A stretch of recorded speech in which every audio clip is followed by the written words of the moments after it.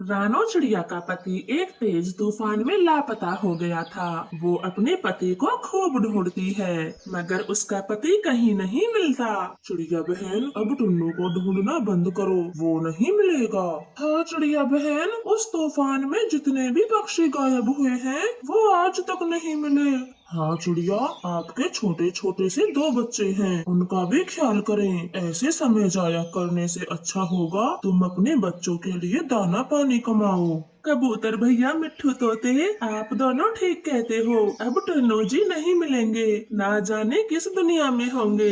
मैं अब पूरे समय अपने बच्चों का ख्याल रखूंगी। अब अपने बच्चों को किसी भी चीज के लिए तरसने नहीं दूंगी। ऐसे रानो चिड़िया अपने पति को ढूंढना बंद करती है और अपने बच्चों के लिए दाना पानी कमाती है। कुछ दिन निकल जाते हैं। फिर एक दिन कालू कौवा चिड़िया से बोलता है। छोटी चिड़िया और छोटी चिड़िया, घर से बाहर निकलो। कालू भैया, क्या बात है? आप चिल्ला क्यों रहे हो? चिल्लाऊं नहीं तो क्या चुप बैठा रहूं? तेरे पति ने मुझसे उधार रकम ले रखी थी, खुद तो मर गया, अब मेरी रकम कौन देगा? नहीं, टुन्नू जी ने आपसे कोई उधारी नहीं ली और मुझे इस सब के बारे में कुछ नहीं बताया। आप ऐसे झूठ क्यों बोलते हो? अब नहीं बताया तो इसमें मेरा क्या कसूर? पूरे 50,000 दिए थे मैंने, कौन देगा? कालू भैया, इतनी बड़ी रकम मैं नहीं मानती। अगर टुन्नू जी ने पैसे लिए होते तो वो मुझे जरूर बताते। आप झूठ बोलते हो। चिड़िया की ये बात सुनकर कालू कौवा जोर जोर से चिल्लाने लगता है। वहाँ पड़ोसी पक्षी भी जमा हो जाते हैं। क्या हुआ? आप इतना शोर क्यों मचा रहे हो? आओ आओ दोस्तों, तुम भी देख लो इस भोली चिड़िया को। पति मेरा उधार लेकर मर गया तो खुद मासूम बन रही है। अब तुम ही बताओ मैं क्या करूं? कबूतर भैया, मैं सच बोल रही हूँ। मुझे इस सब के बारे में कुछ नहीं पता। देख चिड़िया, पैसे देने जानता हूँ तो लेना भी जानता हूँ। आज से ये घर मेरा हुआ। जब मेरे पूरे रुपए दे दोगी तब इस घर में पैर रखना, वरना अंजाम बहुत बुरा होगा। ऐसे धमकी देकर कालू कौवा वहाँ से चला जाता है। चिड़िया बहन, कोई और पक्षी होता तो मैं जरूर बोलता। ये कालू कौवा अपने आगे किसी की नहीं सुनता। टुन्नू भैया को इस बुरे कालू कौवे से पैसे लेने नहीं चाहिए थे। अब कहाँ से दोगी 50,000? छोटी चिड़िया सबकी बातें सुनती है, वो किसी से कुछ नहीं बोलती। वो चिंता में थी, अब अपने बच्चों को लेकर कहाँ जाए। अगली सुबह कालू कौवा फिर से आ जाता है। तुम अब तक यही हो, गई नहीं? लगता है कल ठीक से नहीं सुना। चल मेरे घर से बाहर निकल। कालू भैया, ऐसा ना करें, मेरे बच्चों को घर से बेघर ना करें, हम पर दया करें। नहीं नहीं, घर से तो जाना पड़ेगा ही। कालू भैया, हमें इस घर में किराए पर ही रहने दें। मैं आपके रुपए और किराए दोनों चुका दूंगी। कृपया हमें घर से ना निकालें। तो ठीक है, तुम किराएदार की तरह इस घर में रह सकती हो, लेकिन 1 महीने का किराया 2,000 रुपए होगा। रहना है तो रहो। छोटी चिड़िया के लिए 2,000 रुपए बहुत ज्यादा थे, मगर वो चुप थी। वो घर से निकलना नहीं चाहती थी, इसलिए वो हाँ कर देती है। कालू कौवा वहाँ से चला जाता है। मम्मा, आप इतने सारे रुपए कालू अंकल को कहाँ से दोगी? मेरे बच्चों, मैं कमाऊंगी। अब बारिशों का मौसम आ रहा है, मैं जी जान से कमाऊंगी, लेकिन इस घर को कहीं नहीं जाने दूंगी। मेरे सुंदर पति, चिड़िया ने घर खाली कर दिया है? नहीं गोरी, वो मेरे सामने गिड़गिड़ाने लगी तो मुझे भी थोड़ी दया आ गई। वो उस घर में रहेगी जरूर, मगर किराया देना होगा। 1 महीने के 2,000 रुपए। ठीक किया ना मैंने? चलो ये तो और भी बढ़िया हुआ, वो चिड़िया अपने ही घर में रहने का किराया देगी। अब उस पागल को क्या पता, टुन्नू ने हमसे कभी पैसे लिए ही नहीं, बल्कि हमने ही लिए थे। गोरी, आहिस्ता बोलो, दीवारों के भी कान होते हैं, किसी ने सुन लिया तो? कालू कौवा ऐसे झूठ बोलकर चिड़िया के हालातों का खूब फायदा उठाता। इधर रानो चिड़िया दिन रात एक करके पैसे जोड़ती और धीरे धीरे 1 महीना पूरा हो जाता है। ये लो कौवे भाई, पूरे 2,000 रुपए और ये 5,000 रुपए आपकी उधारी के। ठीक है, अगले महीने का भी तैयार रखना। ऐसे बोलकर कालू कौवा चिड़िया से पैसे लेकर चला जाता है और अपनी पत्नी गोरी को दे देता है। कालू जी, ऐसे तो चिड़िया कुछ ही महीनों में पूरे रुपए पे चुका देगी और फिर घर भी अपना लेगी। वो तो है, अब क्या करें? करना क्या है, किराया बढ़ा दो। अगर चिड़िया घर से निकल गई तो? नहीं, बारिशों के दिन हैं, ऐसे मौसम में चिड़िया घर को छोड़कर कहीं नहीं जाएगी। आप जाएं और अभी किराया बढ़ा के आएं। मैं जाता हूँ। फिर कालू कौवा उसी समय भागा भागा चिड़िया के घर जाता है। बोले, कालू भैया अब क्या काम है? किराया तो आप अभी लेकर गए हो। चिड़िया, अब किराया बढ़ गया है, पूरे 10,000 रुपए देने होंगे। 10,000? ये तो बहुत ज्यादा है, आप ऐसे क्यों बोलते हो? ज्यादा है तो निकल जाओ मेरे घर से बाहर, किराएदार बहुत है मेरे पास। ठीक है कालू भैया, मुझे मंजूर है।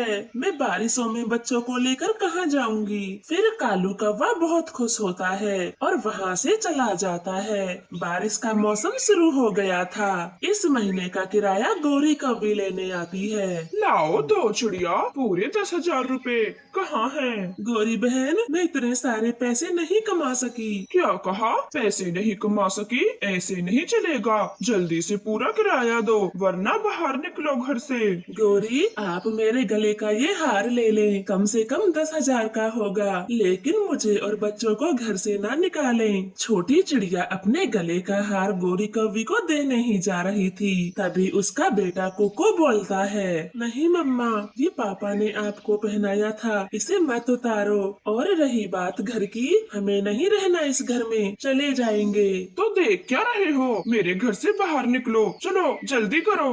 गौरी बहन, बाहर बहुत बारिश है, मेरे बच्चे कहाँ जाएंगे? रात का समय है, हम पर दया करें, हम तुम्हारे पड़ोसी हैं। नहीं मम्मा, अब बहुत हो गया, हम यहाँ नहीं रहेंगे, आप चले यहाँ से, हम कहीं भी जाएं, मगर अब यहाँ नहीं रहेंगे। पिद्दी से हो और जवान तलवार जैसी, अब तो मैं ही नहीं रखूंगी तुम्हें अपने घर में। ऐसे कहते हुए गौरी उन तीनों को घर से बाहर निकाल देती है। वो तीनों तेज बारिश में उड़े जा रहे थे।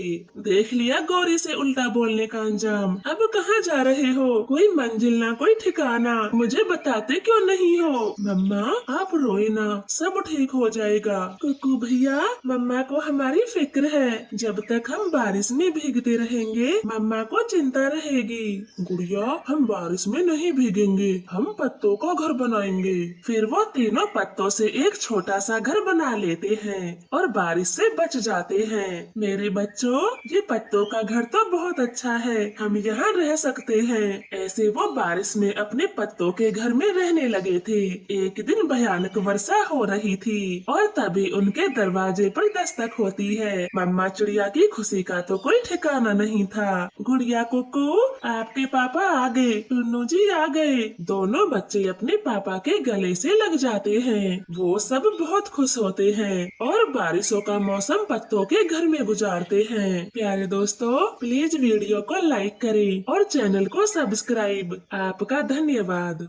रानो चिड़िया की शादी टुन्नू चिड़े से हुई थी। टुन्नू चिड़ा रानो को नापसंद करता था क्योंकि ये शादी उसके पिता ने अपनी मर्जी से करवाई थी। समय के चलते रानो चिड़िया को तो बच्चे भी हो जाते हैं, लेकिन कुछ समय बाद टुन्नू का बूढ़ा पिता मर जाता है। टुन्नू जी, आप हमें ऐसे हालात में छोड़कर शहर ना जाएं, कोई काम अपने जंगल में ही ढूंढ लें। नहीं, पिताजी की वजह से ही तो मैं अब तक तुम्हारे साथ रहा। मेरा सपना है शहर में जाके कमाने का। अब मैं किसी की नहीं सुनने वाला, मैं जाऊंगा। ऐसे बोलकर टुन्नू चिड़ा अपने छोटे छोटे बच्चों को छोड़कर शहर चला जाता है। मम्मा चिड़िया अपने पति को दूर जाते देख रो रही थी। समय बीतता गया, लेकिन टुन्नू चिड़े की कोई खैर खबर नहीं आई थी। अब मम्मा चिड़िया के घर में खाने को भी कुछ नहीं था। वो अपने पड़ोसी कौवों के घर जाती है। बोलो बोलो चिड़िया बहन, टुन्नू की कोई खैर खबर आई या नहीं? नहीं कालू भैया,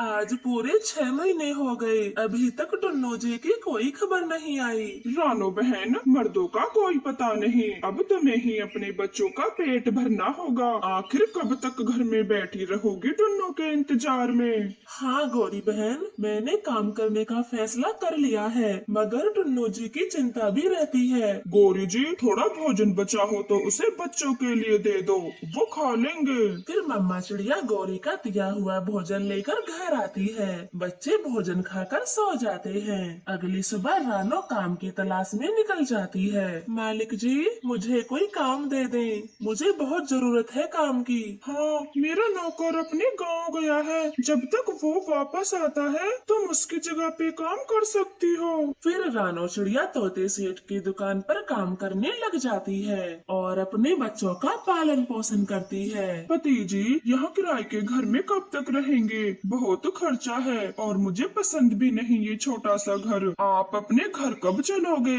पिंकी जी, चल तो मैं भी दूं अपने घर, लेकिन आपको पता तो है वहाँ पे मेरी पहली पत्नी और बच्चे रहते हैं। टुन्नू जी, आप चलने की तैयारी करें, वहाँ पे जो भी हो मैं सब देख लूंगी। ऐसे बातें कर टुन्नू चिड़ा अपनी दूसरी पत्नी के साथ जंगल लौट आता है।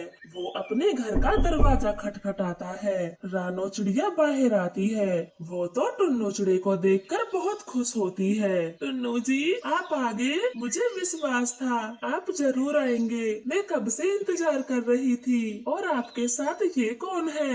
मेरी पत्नी, और कौन होगा साथ में? पिंकी जी, घर के अंदर चलें। ऐसे बोलकर टुन्नू चिड़ा पिंकी चिड़िया के साथ घर के अंदर चला जाता है। रानो तो दरवाजे पर ही खड़ी रह जाती है। अंदर दोनों बच्चे पापा पापा चिल्लाते टुन्नू के गले से लग जाते हैं। पति जी, ये दोनों बच्चे कितना शोर मचा रहे हैं, इन्हें चुप रहने को कहो। मैं सफर में थक गई हूँ, आराम करना चाहती हूँ, आप भी सो जाएं। रानो, अपने बच्चों को संभालो, मुझे इनकी आवाज नहीं आनी चाहिए। ऐसे बोलकर टुन्नू चिड़ा भी घोंसले में सो जाता है। मम्मा चिड़िया तो बहुत हैरान थी। उसे अपनी आंखों पे विश्वास नहीं हो रहा था।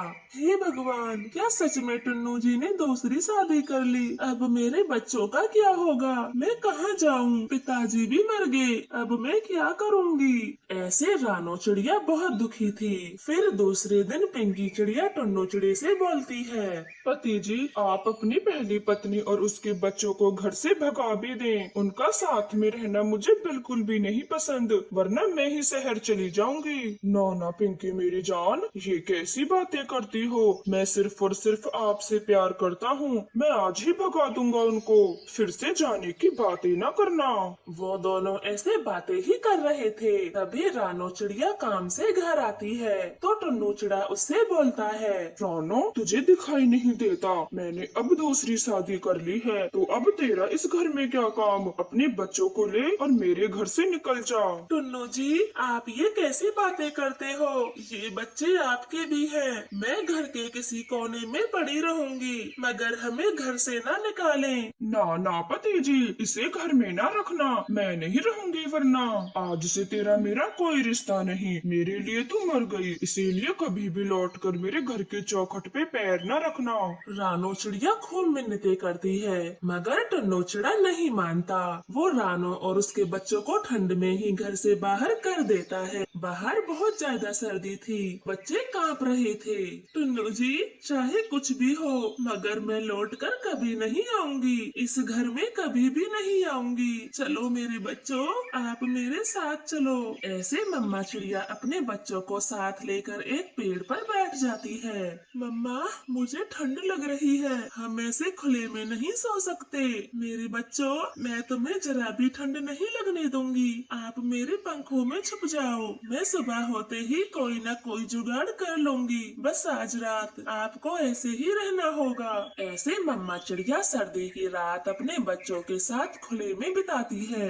वो अपने बच्चों को सीने से लगा लेती है, खुद कांप रही थी। ऐसे ही सुबह हो जाती है। मम्मा चिड़िया घर बनाने के लिए बांस लेने जाती है। चिड़िया के पास में ही बांसों का झुंड था। वो उसी से अपना घर बना लेती है। मम्मा, ये घर तो बहुत गर्म है। आज तो हमें बिल्कुल भी ठंड नहीं लग रही। कल तो हमें बहुत सर्दी लगी थी। हाँ मेरे बच्चों, कल आपको बहुत कठिन रात बितानी पड़ी, लेकिन अब ऐसा कभी नहीं होगा। ये घर आपकी मम्मा का है और मैं आपको अपने से कभी अलग नहीं करूँगी। पिंकी जी पिंकी जी, जरा एक गिलास पानी तो देना। टन्नू, तुम्हारा हर दिन का हो गया है ये सब। मुझे चैन से सोने भी नहीं देते। जब देखो खांसते रहते हो। खुद ही क्यों नहीं ले लेते पानी? तुम मेरी पत्नी हो, इतना सा काम नहीं कर सकती। मेरी तबीयत बहुत खराब हो गई है। ऐसे टुन्नू चिड़ा पिंकी से पानी मांगता है, मगर पिंकी चिड़िया तो उसे पानी भी नहीं देती। वो उसकी जरा भी परवाह नहीं कर रही थी। फिर अगले दिन बुलबुल डॉक्टर टुन्नू का चेकअप करती है। टुन्नू, मैंने आपकी रिपोर्ट देख ली है। आपको लंबी खांसी के रहते टीबी हो गई है। ऐसे दवाई देकर बुलबुल वहाँ से चली जाती है। पिंकी तो बहुत ज्यादा सोच रही थी। क्या टन्नू को टीबी हो गई? अगर एक घर में रहने के कारण मुझे भी हो गई तो मैं खांस खांस के मर जाऊंगी। ना बाबा ना, मुझे टुन्नू से अपना बचाव करना होगा। ऐसे सोचकर पिंकी चिड़िया टुन्नू का घोंसला घर के बाहर लगा देती है। बाहर बहुत सर्दी पड़ रही थी। मैंने कितनी बड़ी गलती की जो रानू को घर से भगा दिया। अगर वो इस समय होती तो मुझे कभी भी अकेले नहीं छोड़ती। ऐसे सोचकर टुन्नू चिड़ा घर के बाहर रो रहा था। गोरी कभी उसे देख लेती है। वो भागी भागी चिड़िया के पास जाती है और उसे सब कुछ बता देती है। रानो तुरंत ही अपने पति के पास आती है। क्यों आई हो मेरे पास?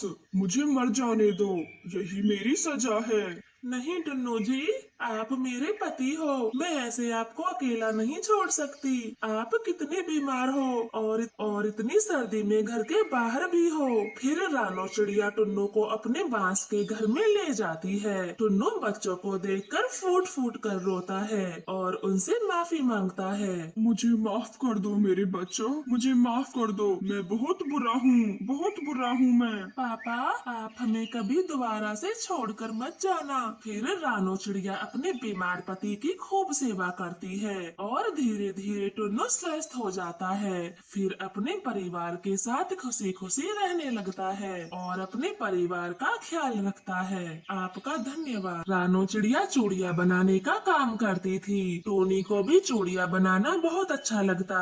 मम्मा मम्मा, ये देखो मैंने कितनी सुंदर चूड़ी बनाई है। टोनी बेटी, मैंने तुमसे मना किया है, मेरे काम को हाथ मत लगाया कर, पर तू है कि मानती ही नहीं। मम्मा मम्मा, चूड़ी बनाना तो मुझे अच्छा लगता है और मैं जब सुंदर सुंदर चूड़ी बनाने लगूंगी तो आप भी खुश होंगी, मुझे डांटेंगी नहीं। नहीं मेरी बच्ची, मैं आपको ये काम नहीं सिखाना चाहती। आप पढ़ लिख कर बड़ी अफसर बने, तभी आपके पापा का सपना पूरा होगा। उनकी मरते दम तक यही इच्छा थी। तुम पढ़ो और खूब आगे बढ़ो। ठीक है माँ, मैं अब से पूरा ध्यान लगाकर अपनी पढ़ाई करूंगी। नहीं देखूंगी इन चूड़ियों की तरफ। मुझे पापा का सपना पूरा करना है, बड़ी अफसर बनना है। अपनी माँ की बातें सुनकर टूनी चिड़िया भावुक हो जाती है और अपना पूरा ध्यान पढ़ाई में लगाती है। मम्मा पहले घर पे चूड़ी बनाती और फिर उन्हें बेचने घर घर जाया करती। ले लो रंग बिरंगी चूड़ियाँ, ले लो रंग बिरंगी चूड़ी वाली पक्की पक्की चूड़ियाँ ले लो। अच्छा हुआ रानो जो तुम खुद ही चूड़ी लेके आ गई। दिखाओ दिखाओ, सुंदर सुंदर सी चूड़ी दिखाओ। 5 दिन बाद मेरी बेटी की शादी है। दीदी जी, ये तो बड़ी खुशी की बात है। रानो, तेरी भी तो एक बेटी है, उसकी शादी कब कर रही है? दीदी जी, अभी तो उसे पढ़ाई करनी है, शादी की कोई जल्दी नहीं है मुझे। मेरी बेटी पढ़ लिख जाए, मैं तो तभी उसकी शादी करूंगी। अब जैसी तेरी इच्छा, वरना सियानी बेटी अपने ही घर अच्छी लगती है और तेरे तो हालात भी ठीक नहीं, पति भी नहीं है तेरा। जालम जमाना बड़ा खराब है। मम्मा चिड़िया खामोश हो जाती है। वो लूसी कबूतरी को चूड़ी देकर वहाँ से चली जाती है। वो लूसी की बातों को याद कर रही थी, उसका ध्यान चूक जाता है। उसे तो लूसी की बातें ही याद आ रही थी। तभी उसकी टक्कर हवाई मोटर से हो जाती है और वो घायल होकर जमीन पर गिर जाती है। आंटी जी, आपका ध्यान कहाँ था? मैंने कितने हॉर्न दिए लेकिन आपने एक नहीं सुना। आप सही हो, आपकी कोई गलती नहीं, मेरा ध्यान ही कहीं और था। फिर वो अनजान पक्षी रानो चिड़िया को अपनी हवाई मोटर में बैठाकर उसकी दवाई करवाता है।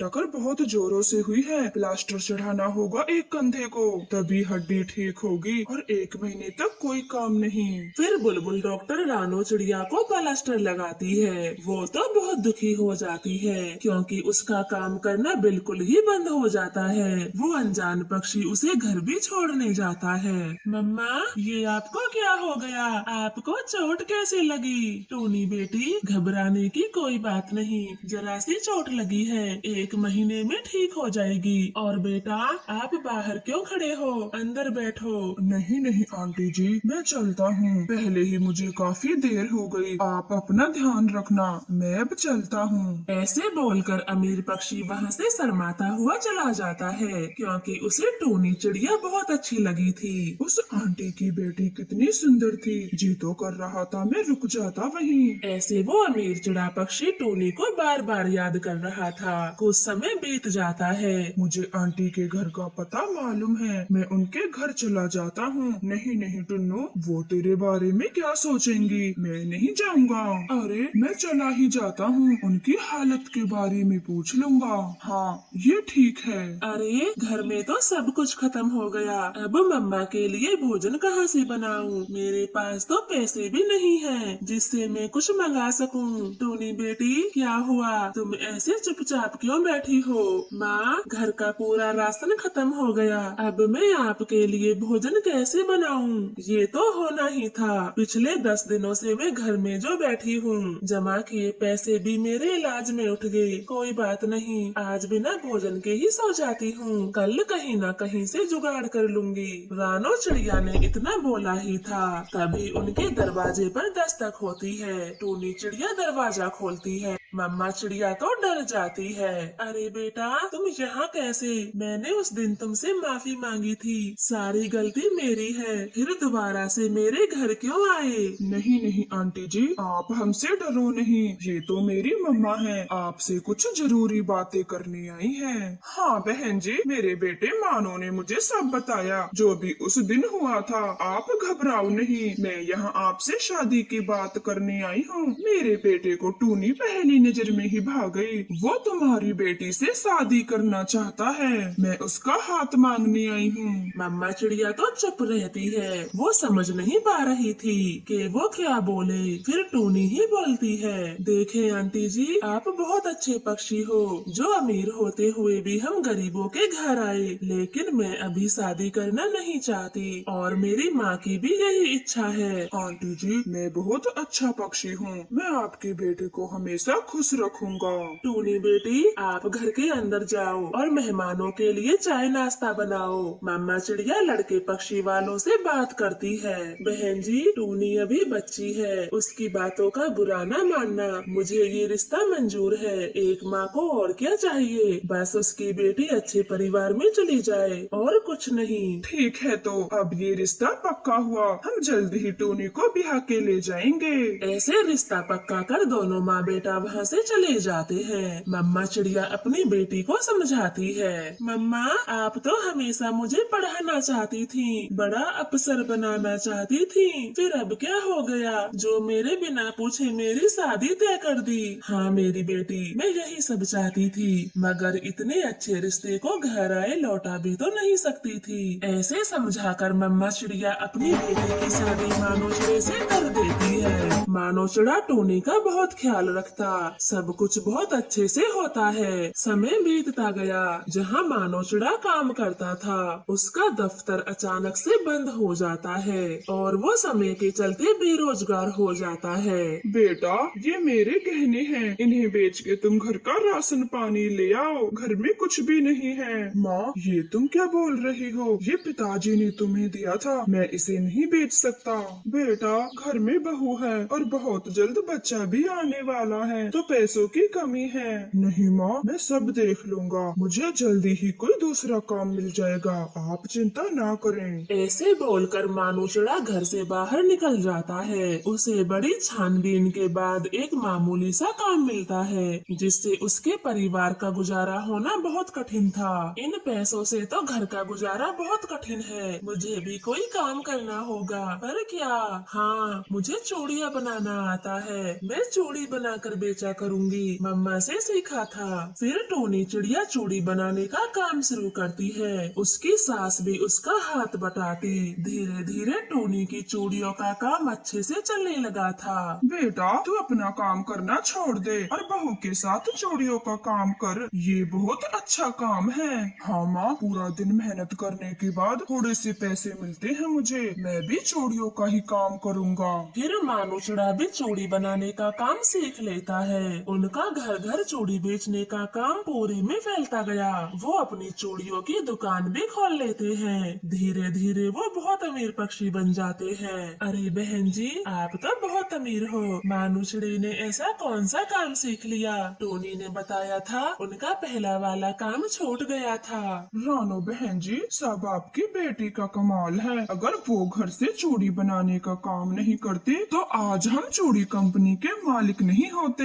हाँ माँ, कोई काम छोटा या बड़ा नहीं होता। मैंने चूड़ी का काम पूरे मन से किया और मानो जी ने इसे पूरे देश भर में फैलाया। अब हमारी दूर दूर के जंगलों में भी चूड़ियों की दुकान है। सब पक्षी हमें चूड़ी वालों के नाम से जानते हैं। मम्मा चिड़िया तो अपनी बेटे की तरक्की को देखकर बहुत खुश होती है और खुशी खुशी अपने जंगल आती है।